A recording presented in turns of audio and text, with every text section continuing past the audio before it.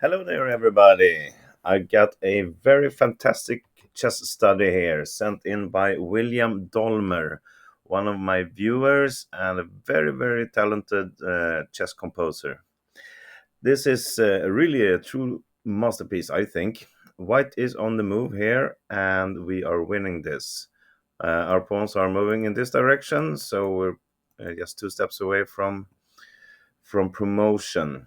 So there are many different lines here, and they are pretty long. So this is really a very tough challenge for most of you.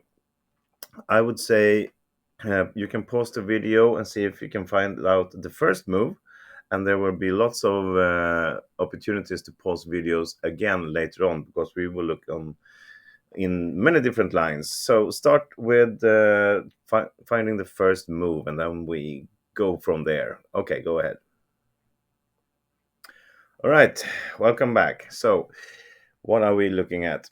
Well, we are not taking this pawn. It's just not good enough. Uh, Black will get the opportunity to play King D5, and he will be able to, from here, maybe reach up there, cover most of the area. This is just a equal position. And starting with a check doesn't give us much either. He will take this pawn, and later on he can stop here. We will circle back to that. So what we have to start with is to play G7 right away, because that will give us many options. So we have to start with making a threat of promoting this to a queen. From here now, Black has really two moves, Rook E8 or Rook G1. That's the only two moves that really gives anything. There's no point in giving a check here. We will just take on A4, and we will get rid of a lot of problems for our king. So we're going to start looking at Rook G1. And now, again, here's another chance for you to pause the video. Can you see how white continues from here after Rook G1? Go ahead. All right, here we go. So we have some different options, but only one is winning. If we start with a check here, Black will simply take B5, and we'll get back to the same variation we just looked at. Now, what can happen here? If White tries to play Bishop G5 to block this and get a queen, well, this is a fantastic variation for Black because he has a check here.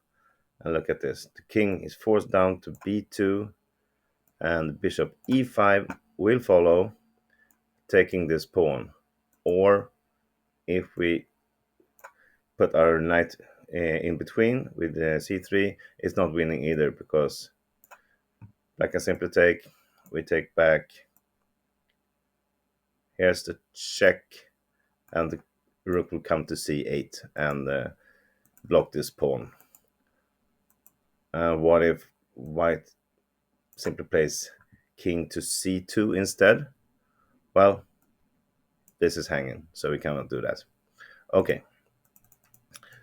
So in this position, we cannot play Bishop G5. So this is the only other option is trying to get in the way with our knight to G5 instead. Now Black has a very beautiful move. Bishop E5. Look at this. It's threatening checkmate here. If we take a queen, well, it's they can put the queen in between, but of course it's not winning, and our bishop will fall. So what if he simply takes our bishop? Well, now our knight falls, and this pawn cannot promote, and it's not winning for White. Okay, so this variation was not good enough. Let's go back. After he played Rook G1, we cannot play knight e4 check. Instead, we have to play b6. It's a beautiful tempo move.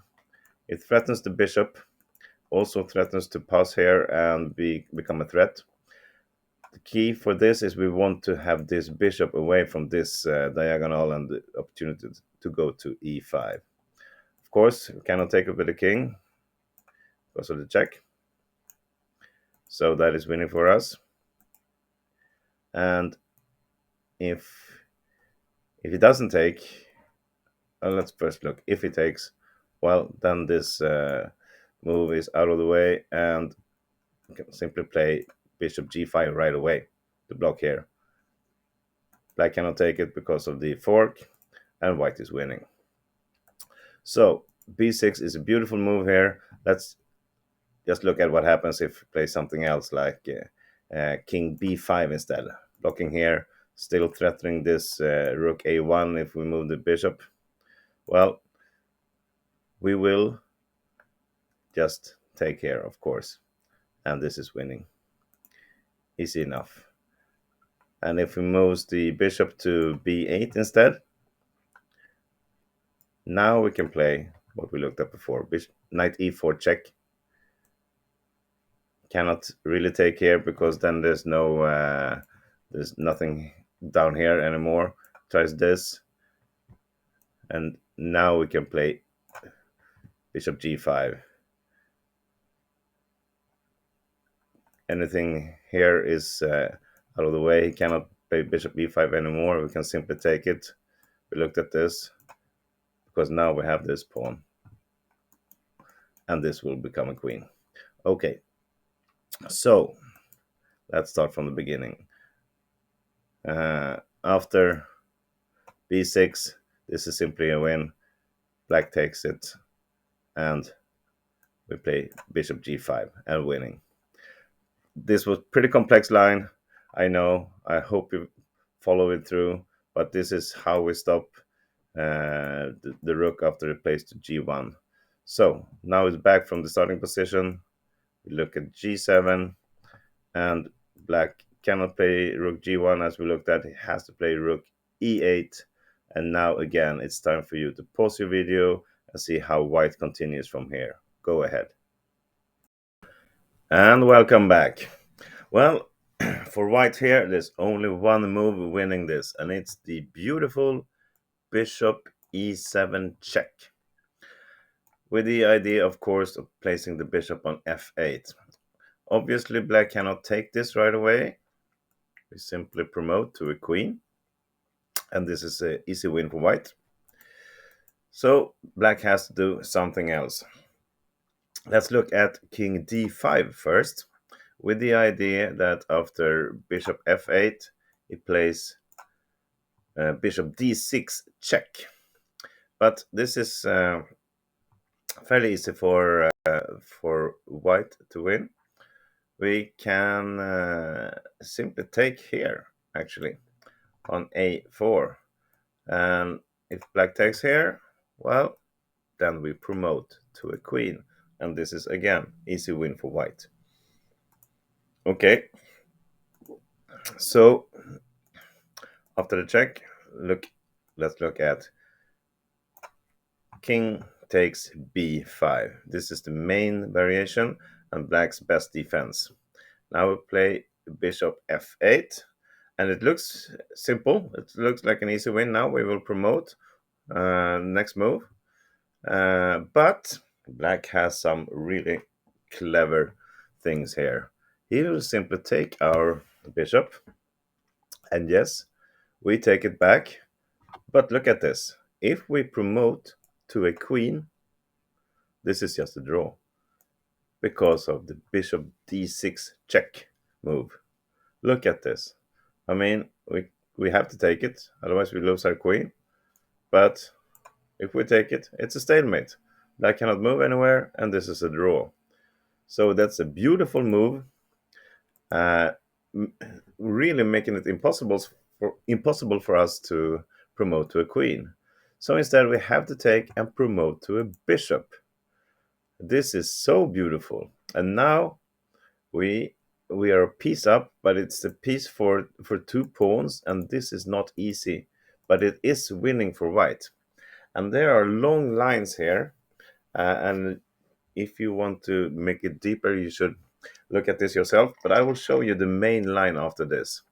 The key is to take back on f8 and become a bishop instead of a queen. So after this, all right, what happens now?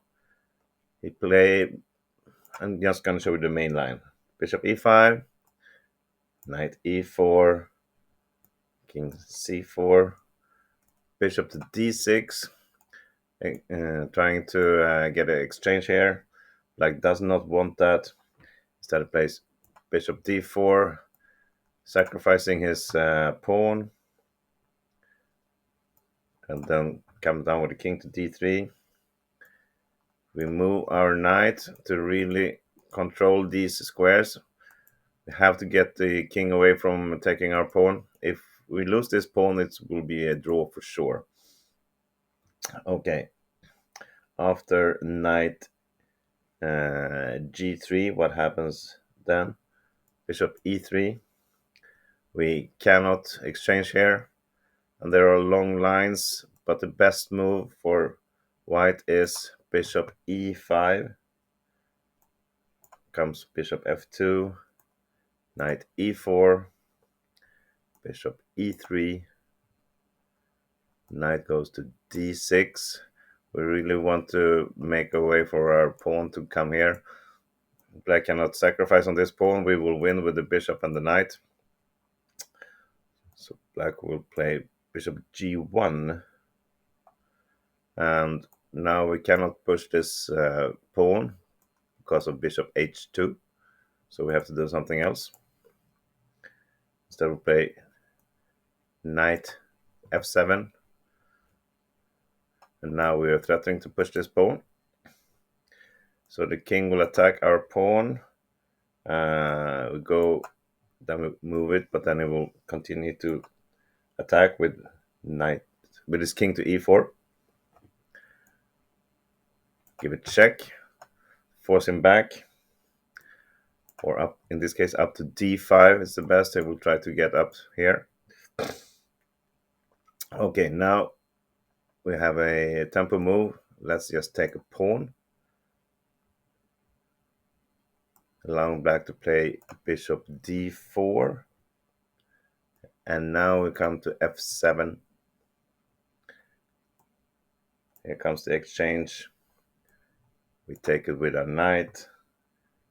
Black plays king e4, threatening both, but the winning move now is knight d3.